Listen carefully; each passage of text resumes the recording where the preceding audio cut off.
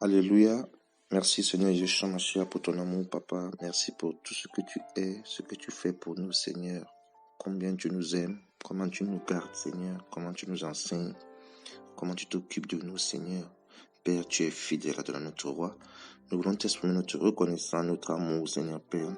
Souviens-toi, Seigneur, de nos frères, de nos sœurs, Seigneur, qui t'aiment, qui t'adorent. Souviens-toi aussi de nos frères dans la chair, Seigneur, de nos sœurs dans la chair, de nos parents, de nos cousins, de nos cousines, Seigneur, Père, de nos oncles, de nos tantes. Père, révèle-toi, Seigneur, à nos familles. Souviens-toi de notre nation, Père, le Cameroun. Souviens-toi de l'Afrique, Seigneur, Père.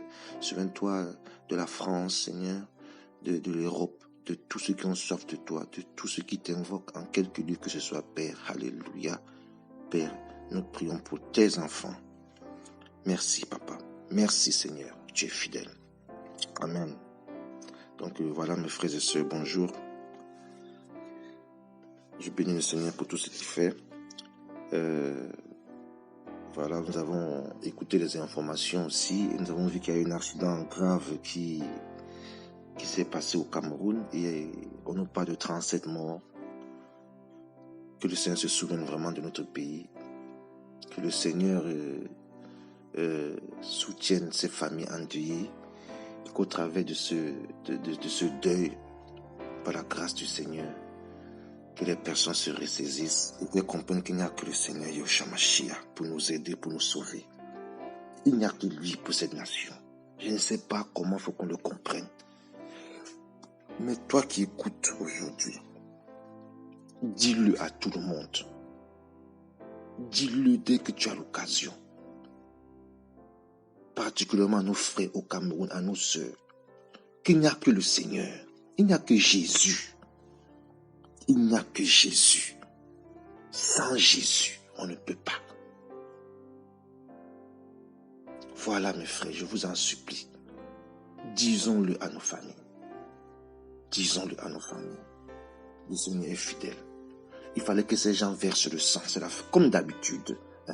Comme d'habitude, il faut verser le sang. Il faut sacrifier les gens.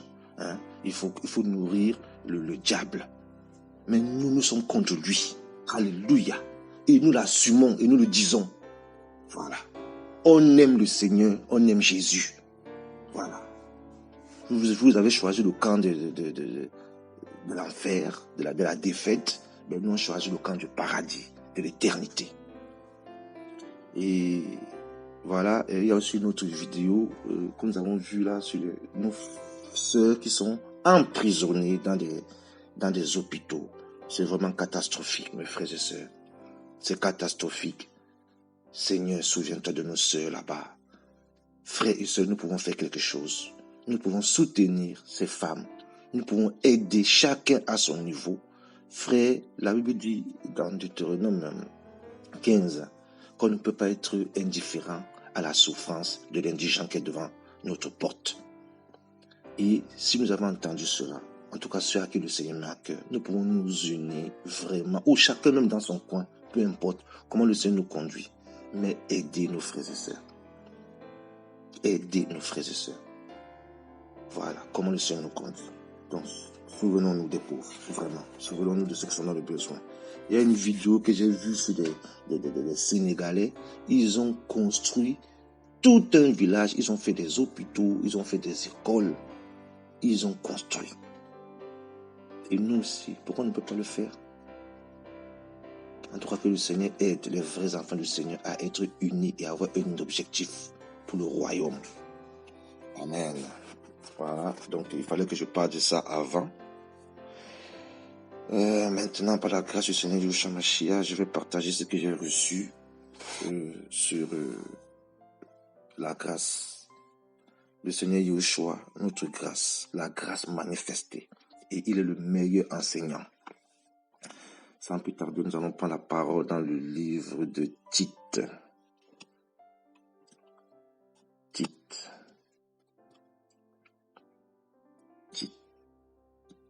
Tite 2, verset 11. Pardon. La parole nous dit ceci. La grâce d'Élohim qui apporte le salut à tous les humains est apparue. La grâce d'Élohim qui apporte le salut à tous les humains est apparue. La grâce, comme vous le savez, un don, faveur, imméritée. C'est quelque chose qu'on ne mérite pas. Et voilà. Et on nous dit que la grâce est apparue. C'est charis en grec. Elle apporte le salut. C'est-à-dire la grâce, quand elle vient avec la sécurité et la délivrance. Soteria. Et on nous dit que cette grâce, elle est apparue, elle est manifestée. Et on nous dit au verset 12, et elle nous enseigne à renoncer à l'impiété, dont la grâce est un enseignant. C'est quelqu'un. Si je peux m'exprimer ainsi, même si en vérité, c'est même pas quelqu'un.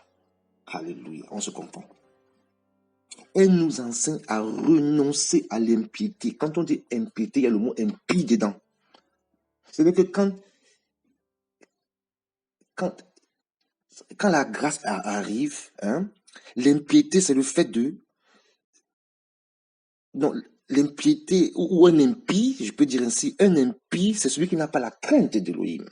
Voilà, merci Seigneur. Un impie, c'est quelqu'un qui n'a pas la crainte d'Élohim. Donc l'impiété, c'est le fait de ne pas avoir la crainte d'Élohim.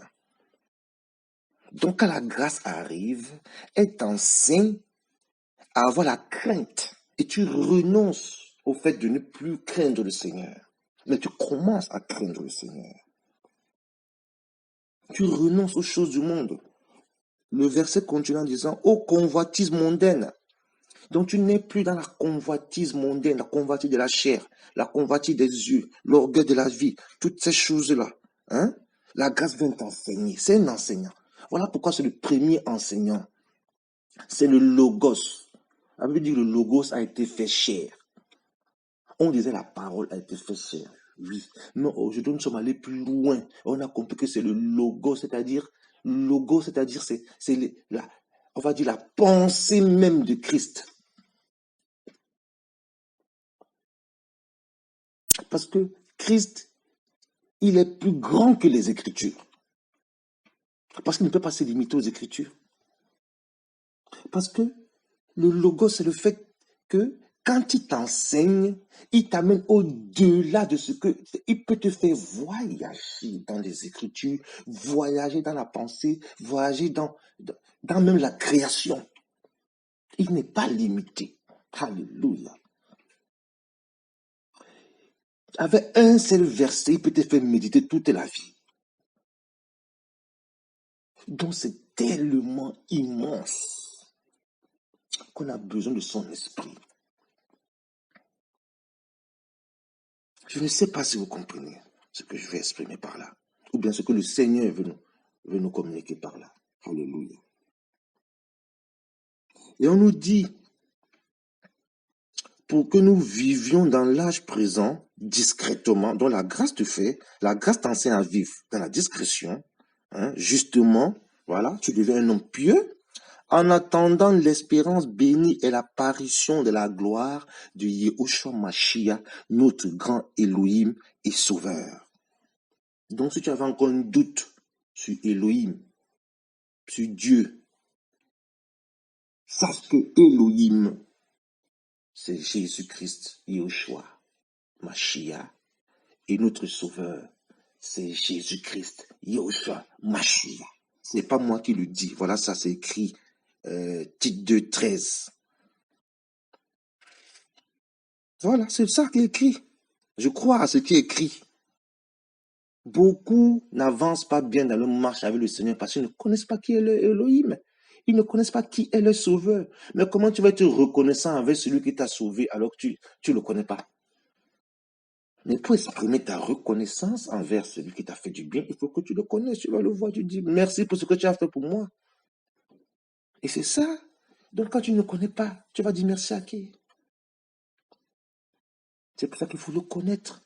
Ton Dieu, ton Elohim, il s'appelle Jésus. Et c'est lui qui t'a sauvé. Là, tu pars sur les bonnes bases pour ta marche avec le Seigneur. Et là, tout au long de ta marche, maintenant, il peut t'enseigner. Voilà pourquoi, mes frères et sœurs, dans le cadre de de ce groupe-là, comment on appelle ça là, de ces chaînes, je ne sais même pas comment ça s'appelle. C'est vraiment afin que nos frères et sœurs, nous leur envoyons ces messages. Nous envoyons ces messages à nos familles déjà. Qu'ils sachent que nous avons choisi Jésus. Que nous aimons Jésus. Et nous espérons que par ces messages aussi, nos frères, même dans la chair déjà, seront aussi interpellés. Et que le Seigneur fera grâce. Nos frères et sœurs, nos oncles, nos tantes, notre nation, le Cameroun. Alléluia. Voilà, notre nation, le Cameroun. Et nous ne voulons pas mettre des enseignements ici tous les 2 jours. Non, pourquoi? Parce qu'on veut laisser les gens eux-mêmes aller chercher, eux-mêmes aller lire la Bible. Et que nous-mêmes, nous écoutons déjà d'autres enseignants. 1, 2, pas plus. Chacun se laisse conduire. Chacun fait comme il veut. Il n'y a pas le temps. Nous-mêmes, déjà, nous devons écouter d'autres enseignements quand le Seigneur le permet. Et nous-mêmes, déjà, nous devons lire notre Bible pour nous-mêmes, que le Seigneur nous enseigne directement. Oh Seigneur, aide-nous à recevoir l'enseignement. Voilà la grâce. Et on nous dit au verset 14, qui s'est donné lui-même pour nous afin de nous racheter de toute violation de la Torah et de nous purifier et de se purifier du peuple qui soit son bien propre. Alléluia. Zélateur de bonnes œuvres. Donc, qui s'est donné lui-même? Vous-même, vous savez qui s'est donné. Qui s'est donné lui-même à la croix? Il s'est donné lui-même. C'est le Seigneur Jésus. Donc, n'aie plein de doute sur ton Dieu, sur ton Elohim. Si tu veux être enseigné, demande d'abord au Seigneur. Je te dis la vérité. Demande au Seigneur l'enseignement. Il nous enseigne de plusieurs manières. Il nous enseigne d'abord dans sa parole, les Écritures, dont la Bible. Il peut maintenant utiliser aussi des enseignants, au travers des enseignements que tu écoutes. Il peut t'enseigner au travers d'une vision, au travers d'un songe. Il peut t'enseigner par un décès, tu reçois l'enseignement. Par une naissance, tu reçois l'enseignement. La perte de ton travail, tu reçois l'enseignement. Trouver un nouveau travail, tu reçois l'enseignement. Par une sœur, par un frère, par un enfant, par toutes les situations de ta vie, tu reçois l'enseignement. Si tu as l'esprit, et si tu es sensible à l'esprit, et si tu veux obéir à l'esprit, mes amis. Alléluia. Et nous allons voir quelques exemples d'enseignement dans la parole. Le premier cas que le Seigneur me pousse à prendre, parce qu'il m'a enseigné par ça, au travers de ça, c'est le cas de Joseph, mes frères. La Bible nous enseigne que notre frère Joseph a été vendu par ses frères. Nous sommes dans Genèse 37. Pourquoi? Parce que la Bible nous dit que son papa l'aimait beaucoup, il avait fait une tunique, et qu'il avait fait 2 songes, et qu'il avait raconté les 2 songes à ses parents et à ses frères. Et dans ces 2 songes, ses frères et ses parents se prosternaient devant lui. On lui a dit, mais toi tu es un rêveur. Tu veux dire qu'on va venir se prosterner devant toi. La Bible nous dit que Joseph avait 17 ans quand cela est arrivé. Alléluia. Et la suite de l'histoire, c'est que ses frères, par jalousie, vont d'abord vouloir le tuer. Il y en a un qui va le défendre. Et finalement, ses frères vont le vendre aux Madianites, qui vont le vendre aussi à Potiphar. Une fois arrivé chez Potiphar, la Bible nous enseigne que la femme de Potiphar va vouloir séduire Joseph. Joseph va refuser cela. Il va fuir l'impudicité. Il va fuir. Comme ces d'autres gens disent non, résister, aller avec les sœurs, c'est pas grave, tu peux te retrouver seul avec les sœurs, tout ça là. Non, la Bible dit fuis. Alléluia. Ne crois pas que tu vas résister, mon frère. Donc, finalement, Joseph va fuir et cette femme va récupérer son vêtement. Elle va crier, elle va mentir que Joseph a essayé de coucher avec elle, alors que c'était faux. Mais ça, le Seigneur savait que c'était faux. Joseph va se retrouver en prison. Vous connaissez déjà l'histoire. En prison là-bas, il va tomber sur les chansons et le panetier. Et la Bible nous dit que les deux avaient reçu un songe. Les chansons, c'est celui qui donnait le vin au roi, et le panetier, c'est celui qui donnait du pain, qui lui servait du pain. La Bible nous enseigne que parmi les deux songes qu'ils vont faire, il y en a un qui va être libéré, voilà, selon l'explication du songe que Joseph va donner, et un autre qui va être tué. Celui donc qui va être libéré, il va oublier Joseph en prison, et quelques années après, Pharaon aussi va faire un songe.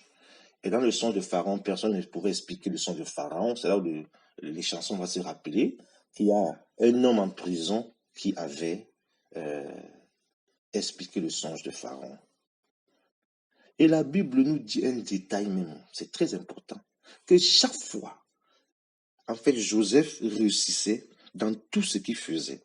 Et que quand il s'occupait des affaires de Potiphar, ou même en prison là-bas, il avait toujours une place de choix. Chez Potiphar, là-bas, les affaires de Potiphar fonctionnaient bien parce que Joseph était là. La grâce est quelque part. Même en prison là-bas, il avait toujours une place de choix. La grâce est quelque part, toujours. Alléluia. Même en prison, les enfants du Seigneur ont une place de choix. Je vous dis la vérité. Dans l'esprit, c'est comme ça. Même dans notre soi-disant malheur, les enfants du Seigneur ont toujours la place du Seigneur. Alléluia. La place que le Seigneur veut qu'ils aient. Je n'ai pas envie de dire le mot élévation, parce que c'est un mot, voilà. Je ne trouve pas un autre mot, en fait. Et donc, Joseph va arriver, il va expliquer le songe à Pharaon. Pharaon sera tellement touché que Pharaon va lui donner l'intendance des biens de l'Égypte. Il va commencer à gérer les biens de l'Égypte. La Bible nous parle de 7 années d'abondance et 7 années de famine. Donc, Joseph a été vendu à l'âge de 17 ans. Joseph rencontre Pharaon à l'âge de 30 ans. Pharaon lui confie ses biens, donc ça fait déjà 13 ans.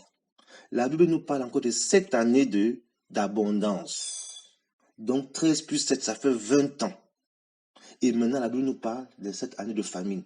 Et c'est pendant ces 7 années de famine que Jacob va envoyer ses enfants en Égypte pour acheter la nourriture. Donc il s'est passé au moins 20 ans entre, comment dire ça là, la vente, si je peux m'exprimer, entre l'esclavage, voilà, de Joseph et sa rencontre avec ses frères. Et là, nous sommes dans Genèse 41. Non, 42, pardon. Genèse 42. Nous sommes dans Genèse 42.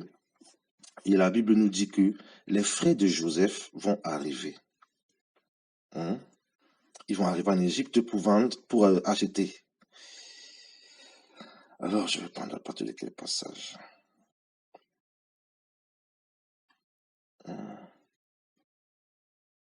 Bon, je vais prendre à partir du verset 7. Je vais essayer d'aller vite pour communiquer la pensée que le Seigneur m'a donnée. Joseph vit ses frères et les reconnut, mais il feignit d'être un étranger pour eux. Il leur parla durement, en leur disant, « D'où venez-vous » Ils répondirent, « De la terre de Canaan, pour acheter des céréales. » Joseph reconnut ses frères, mais eux ne le reconnurent pas. Mais Joseph se souvint des rêves qu'il avait rêvés à leur sujet. Et il leur dit, « Vous êtes des espions. Vous êtes venus pour observer les lieux faibles de la terre. » Et ils lui répondirent, « Non, mon Seigneur, tes serviteurs sont venus pour acheter des céréales. Nous sommes tous les fils d'un seul homme. Nous sommes sincères. Tes serviteurs ne sont pas des espions. » Il leur dit, « Non, vous êtes venus pour inspecter la nudité de la terre. » Et ils répondirent, « Nous, tes serviteurs, étions 12 frères, fils d'un même homme, en terre de Canaan. Et voici, le plus jeune est aujourd'hui avec notre père. Et l'un n'est plus. » Joseph leur dit, « C'est ce que je vous disais. Vous êtes des espions. Voici comment vous serez éprouvés. À la vie de Pharaon, vous ne sortirez pas d'ici jusqu'à ce que votre frère ne soit venu ici. » Voilà comment vous serez éprouvés. Donc, oh Seigneur, voilà encore quelque chose que je reçois là. Oh Seigneur. Ça veut dire quoi? Ça veut dire que mes amis, des fois on passe des moments difficiles. On peut être acculé des fois, mais en fait, ce n'est qu'une épreuve. On est juste en train d'être éprouvé. Et si nous n'acceptons pas l'épreuve, nous n'allons pas recevoir ce que le Seigneur nous prépare.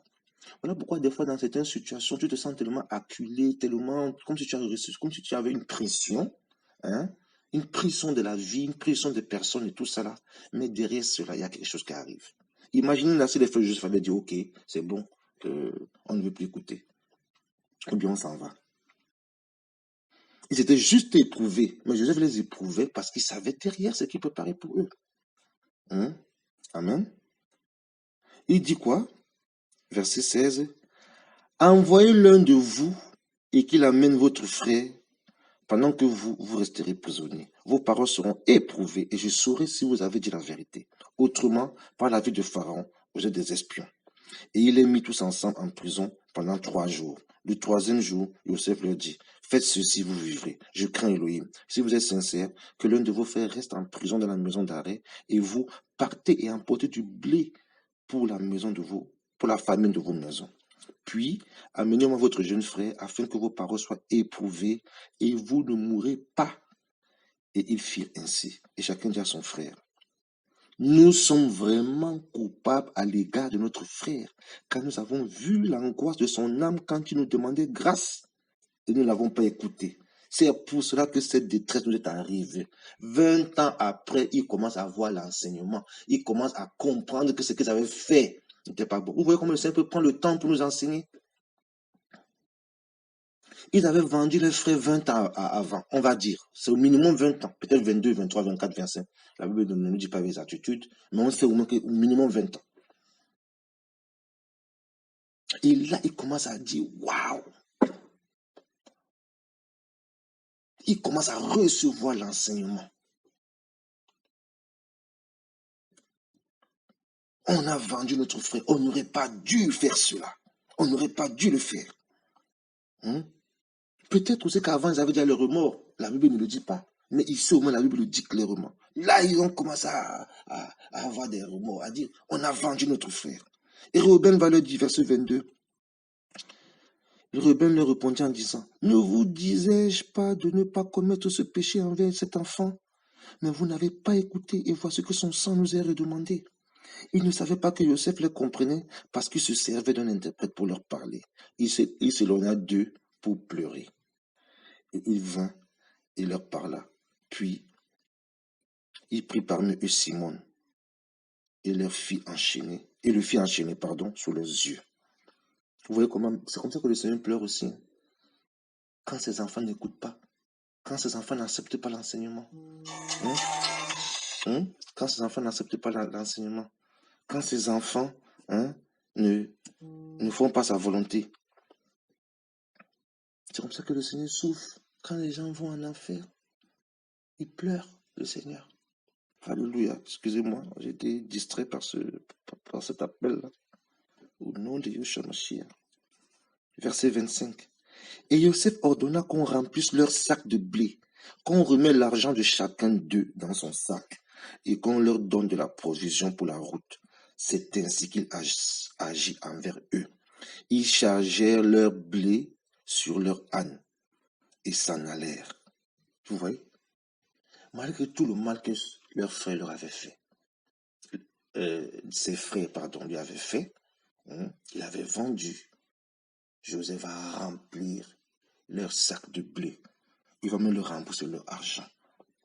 Vous voyez, la grâce, un don gratuit. Toi, tu fais du mal, mais le Seigneur te rend le bien. C'est ce qu'il a fait avec chacun d'entre nous. Nous l'avons méprisé, nous l'avons dédaigné, nous l'avons insulté, nous n'avons pas cru en lui. Il nous a tendu la main, on s'est moqué de lui. Personne ne voulait suivre le Seigneur, mais le Seigneur nous a toujours aimés. Le Seigneur nous a toujours tendu la main. Malgré tout le mal qu'on a pu lui faire avant notre conversion, on a fait souffrir le Seigneur. Mais le Seigneur, il est quand même venu à la croix pour sauver l'humanité. Il est quand même venu vers toi.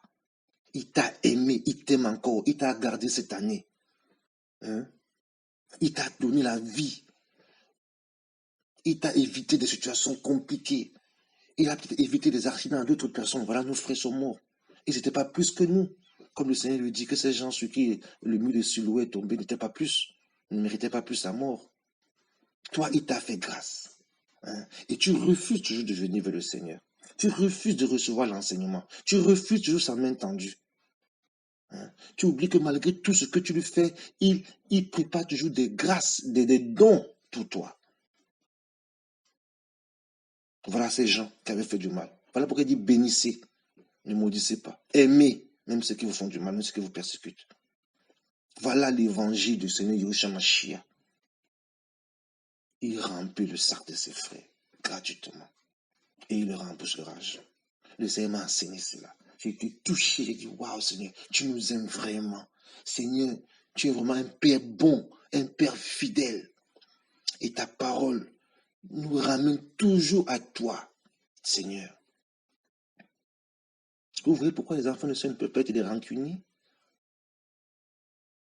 Ils disent, ton frère a péché, qu'il vienne vers toi, tu pardonneras cette fois, 70 fois, je crois. Luc 17 là-bas. C'est ça, mes frères.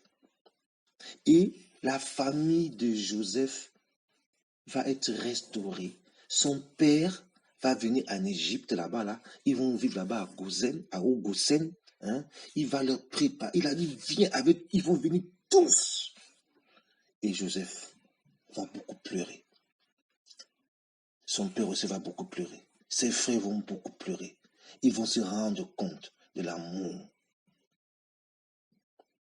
Et pourquoi nous ne voulons pas réaliser l'amour du Seigneur? Pourquoi nous ne voulons pas accepter l'amour du Seigneur? Pourquoi quand le Seigneur nous enseigne, on ne veut pas mettre en pratique sa parole? Par exemple, la Bible dit ton frère a péché, va y voir ton frère. Pourquoi parmi nous-mêmes, les gens sont incapables d'appliquer un verset biblique? Oh Seigneur, aide-nous. Je ne dis pas que je suis mieux. Moi aussi j'ai mes défauts. Moi aussi j'ai mes faiblesses. Mais quand même, va y voir ton frère. Parle avec ton frère. Pourquoi n'acceptons-nous pas l'enseignement? Pourquoi même dans les coulisses, on va même parler avec les frères et sœurs en vue de la paix? Zacharie 8,16, dites la vérité, chacun à son frère, en vue de la paix. On ne veut pas la paix. Pourquoi? Alors que si vous lisez la Bible, vous allez voir que Paul dit toujours que la grâce et la paix. Que la grâce et la paix dans ses salutations. Parce qu'il sait que sans la grâce, on ne peut pas être sauvé. C'est pas grâce. Et parce que c'est que sans la paix, on ne peut pas être sauvé. Parce qu'il sait que si tu n'es pas en paix avec le Seigneur, tu ne seras pas sauvé. Si tu n'es pas en paix avec ton frère, ta soeur, tu ne seras pas sauvé. Recherchez la paix avec tous. Mais quand on dit frère, là, c'est celui qui aime le Seigneur. Hein. C'est frère dans le Seigneur. Ce n'est pas frère sorcier. Parce que sorcier, ce n'est pas ton frère. Et il ne sera jamais en paix avec toi. Tu peux chercher la paix avec lui comme tu veux. La Bible dit, je mettrai inimitié. Voilà, il y a deux postérités. On ne va pas être en paix avec tout le monde. Jamais. Nous sommes en guerre. Recevons l'enseignement. Alléluia. Recevons l'amour du Seigneur. Mettons en pratique la parole. Que le Seigneur nous aide. On ne veut condamner personne. Mais c'est pour ramener, ramenons-nous à ce que Jésus, Yahushua, nous enseigne. Le Seigneur, Yahushua, nous enseigne. Matthieu 5, 6, 7. Allons lire ces textes remplis d'enseignements, remplis de grâce. La grâce est venue par le Seigneur Yahushua, nous dit la parole. Jean 1, 17. C'est ça la grâce. C'est que toi tu fais du mal, mais lui t'aime toujours. Il t'enseigne toujours. Mais il veut que tu renonces. Et si tu comprends l'enseignement comme les frères de Joseph, ils ont pleuré, ils ont regretté, là, la grâce peut correctement t'enseigner. Mais si tu refuses l'enseignement, si tu renonces pas à l'impiété, comment veux-tu bénéficier de cette grâce, même si elle est gratuite? Il la donne gratuitement, mais il faut accepter l'enseignement, recevoir celui qui donne cette grâce pour en bénéficier. J'espère que ceci va encourager l'enfant du Seigneur. J'espère que ceci va enseigner un enfant du Seigneur. J'espère que ceci va se toucher nos frères et ceux qui ne connaissent pas encore le Seigneur, afin qu'ils comprennent que le Seigneur nous aime, que le Seigneur vous aime. Alléluia. C'est ma prière, c'est mon désir en tout cas, c'est mon souhait. Et Je vais aussi prendre un autre passage. Je ne veux pas être très long, que le Seigneur me donne vraiment la sagesse. Un autre passage dans 2 Samuel 9. C'est l'histoire de Méphibosheth. Méphibosheth, hein, c'est le fils de Jonathan ou Jonathan qui était un ami ou l'ami de David. Ils s'aimaient beaucoup, tous les deux. Et David va devenir roi. Et quand David va devenir roi, il va dire ceci, dans 2 Samuel 9. Alors David dit, ne reste-t-il personne de la maison de Shaül, afin que je lui fasse du bien pour l'amour de Jonathan? Il y avait dans la maison de Shaül un serviteur nommé Siba, que l'on fit venir auprès de David. Et le roi lui dit, es-tu Siba? Et il répondit, je suis ton serviteur. Le roi dit, n'y a-t-il plus personne de la maison de Shaül pour que je juge envers lui de la bonté d'Élohim? Siba répondit au roi, il y a encore un fils de Jonathan qui est percu des pieds. Il était handicapé, il était boiteux, cet enfant, cet homme. Le roi lui dit, où est-il? Et Siba répondit au roi, il est dans la maison de Maki, fils d'Amiel, à Lodébar. Alors le roi David l'envoya chercher dans la maison de Maki, fils d'Amiel, à Lodébar. Quand Méphibosheth, fils de Jonathan, fils de Shaül, vint auprès de David, il tomba sur sa face et se prosterna. David dit, Méphibosheth, il répondit, voici ton serviteur. David lui dit, n'aie pas peur, car je te traiterai avec bonté, par égard pour ton père Jonathan. Voilà pourquoi il faut toujours faire du bien. Par égard pour ton père Jonathan. Le bien que tu fais va retomber sur tes enfants. Alléluia. Oui, le Seigneur bénit. Il dit jusqu'à la 1000e génération. À cause de ta fidélité, à cause de l'amour que tu as pour le Seigneur maintenant, beaucoup de gens vont en bénéficier. Au nom de Yeshua. Il lui dit, je te restituerai toutes les terres de Shaül ton père, et tu mangeras toujours du pain à ma table. Alléluia. Mes amis, Méphibosheth ne s'y attendait pas. Méphibosheth, la Bible nous dit que quand il avait 5 ans, dans 2 Samuel 4, dans 2 Samuel 4, la Bible nous dit que la femme qui s'occupait de lui, quand elle avait appris la mort de Jonathan et de Saül, et de Shaül, elle avait fui avec cet enfant. Cet enfant était déjà perdu des pieds. On dit qu'il a encore tombé. Vous voyez? Il avait une histoire difficile, Méphibosheth là. Comme nous, avant, perdu des pieds, des boiteux, nous sommes encore tombés plusieurs fois. Et on ne s'y attendait pas. Alléluia. David maintenant devient roi. Et il dit, ne reste-t-il personne de la maison de Jonathan à qui je veux faire du bien? Et le boiteux est venu. Et la Bible nous dit que le boiteux s'est assis sur la table du roi. Voilà la position que le Seigneur nous donne aujourd'hui. Frère, qu'on n'a pas mérité. Sœur aussi. Pécheur comme pas possible. Menteur, voleur, tout ce que vous pouvez imaginer. Le Seigneur nous a tendu la main. Le Seigneur nous a aimés. Le Seigneur nous a fait grâce. Il dit, viens mon fils, viens ma fille, je t'installe ici. La Bible nous dit que nous sommes assis dans le lieu céleste en Christ. Voilà la grâce.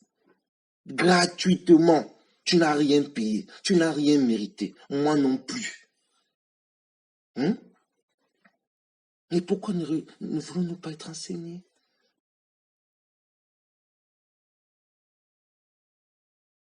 Que le Seigneur nous aide à comprendre ces choses. Nous ne pouvons pas être ennemis des enfants du Seigneur. Cela ne se peut pas. Jamais de la vie. Jamais. Nous faisons beaucoup d'erreurs, on se trompe. Moi, personnellement, durant cette année-là, j'ai eu un enseignement. La grâce nous enseigne. C'est mes amis, il faut laisser le Seigneur parler au cœur des gens. Moi, j'ai fait une erreur très grave. J'ai appelé 3 personnes pour les prévenir de quelque chose. Et j'ai compris que j'ai fait une erreur. Parmi ces 3 personnes, il y en a une qui était d'accord avec moi parce qu'elle avait pensé la même chose que moi. Mais les 2 autres qui n'étaient pas d'accord avec moi, ça ne s'est pas bien passé. Et j'ai compris par là, mon frère, laisse le Seigneur parler aux gens. C'est lui seul qui peut, en fait, révéler des choses aux gens. Si le Seigneur, l'enseignant même, la grâce même, ne vient pas parler au cœur des gens, moi, plus jamais je vais encore appeler. J'ai reçu mon enseignement. Et je demande pardon en même temps à cette personne que j'avais appelée. Je ne le ferai plus jamais. Je laisse le Seigneur maintenant. Lui-même, il parle au cœur des gens. Parce que si on a une relation avec le Seigneur, il va nous révéler des choses. Alléluia. Je n'appellerai plus. Voilà. Voilà l'enseignement. Voilà la vie, l'enseignement. Méphi-Bouchet, il s'est retrouvé sur la table du roi. Il ne s'y attendait même pas. Comme nous. Voilà la grâce. Voilà la grâce. Voilà la grâce, mes frères. Et pour finir, pour ne pas être très long, alléluia. Oh Seigneur, allons voir le cas de Noé. Je vais m'arrêter là, c'est le dernier exemple que je vais prendre. C'est la première fois que le mot grâce est employé dans la Bible. Donc nous sommes dans Genèse 6. C'est un passage qui est très fort. D'ailleurs, un frère m'a encore parlé de ça l'autre jour. Quand la Bible dit que la structure même de l'homme est mauvaise. C'est fort ça. Ce n'est pas le but de l'enseignement aujourd'hui, mais la Bible nous enseigne que la structure de la pensée du cœur de l'homme n'est pas bonne. On comprend que on a des problèmes et qu'on a vraiment besoin de la grâce du Seigneur. Même moi qui veux pas, j'ai des problèmes. Et le Seigneur doit m'enseigner, il doit me recadrer, il doit me pousser, il doit me faire changer, il doit m'amener pour dire, petits enfants, pour que je souffre encore, afin que Christ soit formé à vous. Et il dit que nous sommes tous à la mesure de la statue, à l'état d'homme fait, à la mesure de la statue parfaite de Christ. Et nous en sommes encore très loin, très très loin, très très loin. Alors nous sommes dans Genèse 6. À partir du verset 8, la Bible déclare « Mais Noah trouva grâce aux yeux de Yahweh. » Noah trouva grâce aux yeux de Yahweh. Comme vous le savez, Noah, ça veut dire repos, tranquillité. En tout cas, pour ceux qui ne le savaient pas, Noah, ça veut dire repos, tranquillité. Et quand tu trouves la grâce, tu es dans le repos, tu es dans la tranquillité. Parce que tu as l'assurance que ton Seigneur est vivant. Tu as l'assurance qu'il s'occupe de toi, qui te relève, qui te recadre, qui te parle. Toi, tu dois obéir. C'est ça. Voici les générations de Noah. Noah était un homme juste et intègre en son temps.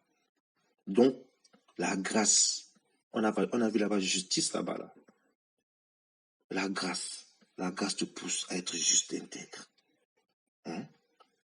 Noah marchait avec Elohim. Celui qui bénéficie de la grâce, il marche avec le Seigneur. Alléluia. Noah engendra 3 fils, Sem, Cam et Japheth. La grâce te fait engendrer. La Bible dit, la terre était corrompue.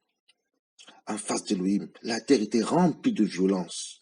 Et l'homme regardait la terre et voici, elle était corrompue, car toute chair avait corrompu sa voix sur la terre. Elohim dit à Noah, la fin de toute chair est venue en face de moi, car la terre est remplie de violence face à eux. Me voici, je les détruis avec la terre. Donc, quand il y a la grâce se manifeste aussi là où il y a comme on dit, là où le péché a abondé, la grâce a fait abonder. Romains 5. C'est-à-dire que quand tout le monde va mal, quand tout le monde est dans la perdition, quand tout le monde est dans les ténèbres, la grâce se manifeste. Et les enfants de la grâce se manifestent aussi. Alléluia.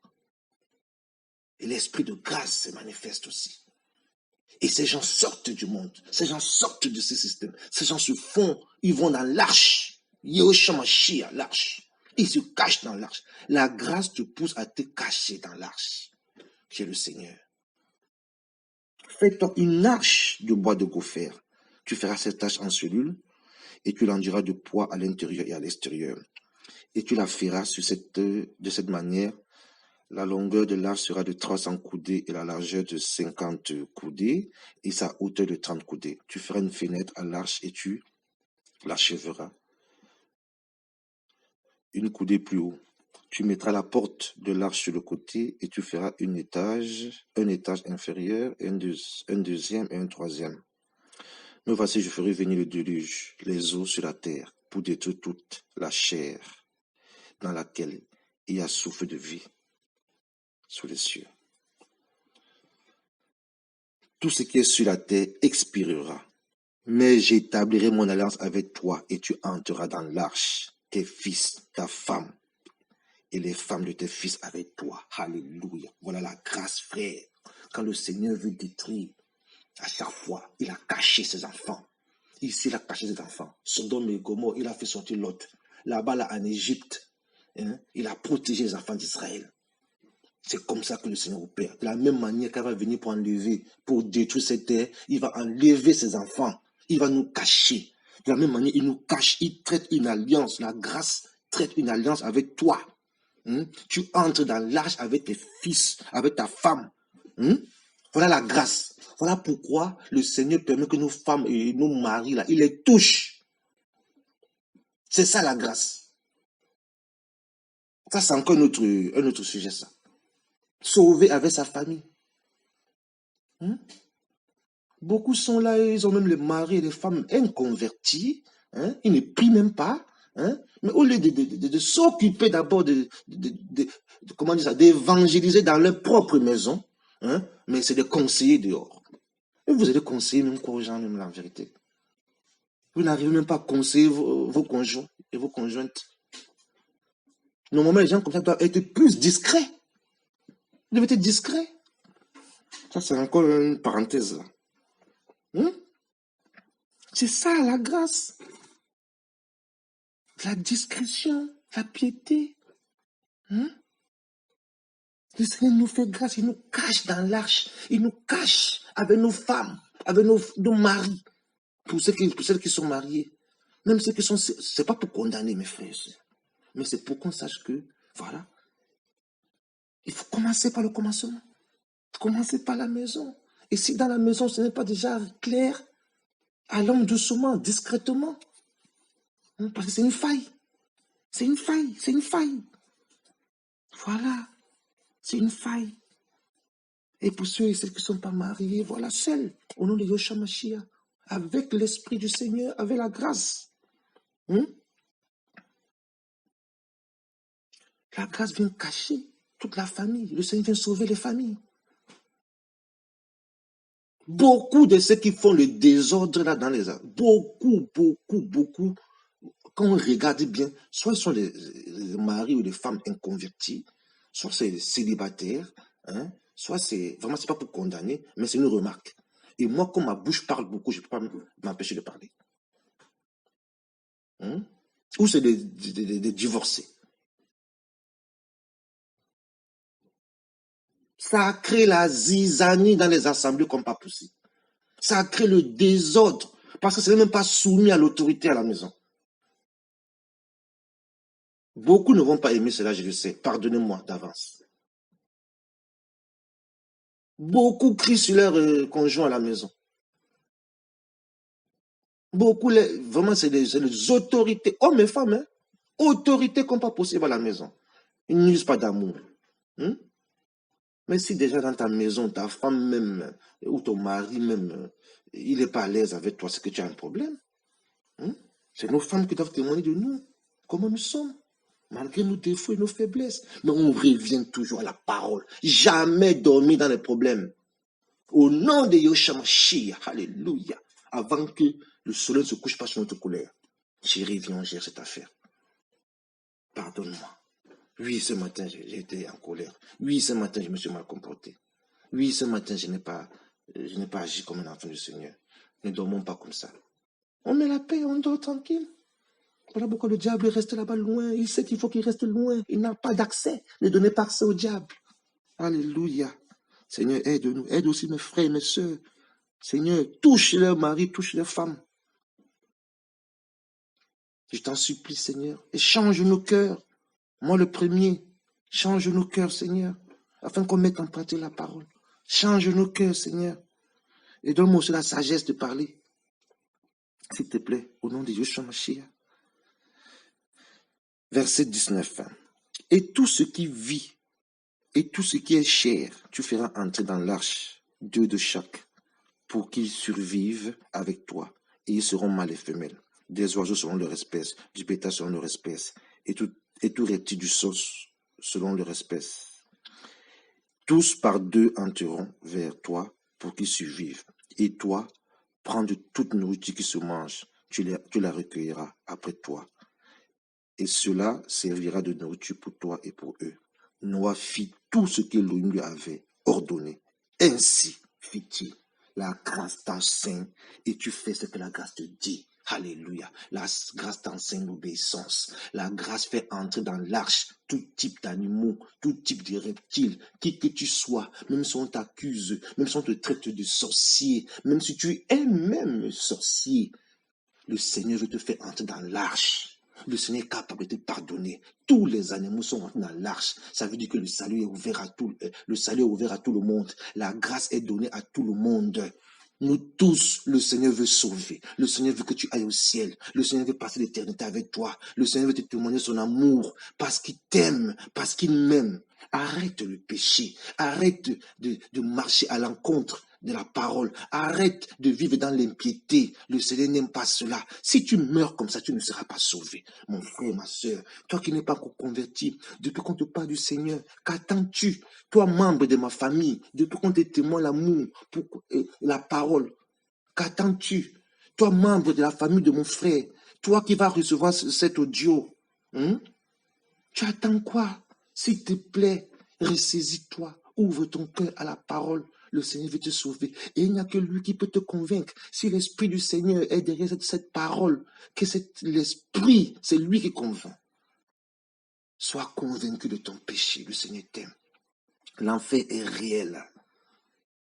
L'enfer est réel. Tout le monde ne sera pas sauvé. Tout le monde n'ira pas au paradis. Et d'ailleurs, la Bible dit que peu seront sauvés.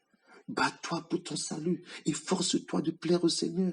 Efforce-toi, réconcilie-toi avec le Seigneur. Voilà l'année qui commence. Voilà déjà peut-être 24 heures que l'année a commencé. D'autres vont écouter peut-être après. En 24 heures, qu'as-tu déjà fait pour le Seigneur? Que dis-tu au Seigneur? Tu vas prendre des résolutions tous les années, tous les années, tous les ans, tous les ans, tous les ans, et tu restes toujours le même. Mais tu n'as pas rencontré la grâce. Parce que quand la grâce vient, elle va te transformer. Tu ne seras plus le même. On ne peut pas te reprendre tout le temps sur les mêmes choses, que tu as un problème. Tu ne veux pas changer. Tu n'acceptes pas la parole. La parole ne te transforme pas. Nous devons être transformés par cette parole. Changer. On doit voir l'évolution, le changement. Seigneur, aide-nous, Seigneur. Je ne suis pas mieux que mes frères. Aide mes frères, aide mes soeurs. Aide ma nation. Alléluia. Père, qu'il y ait un réveil véritable soit vécu, vive dans cette nation. Je t'en supplie. Je prie, Seigneur, pour cela.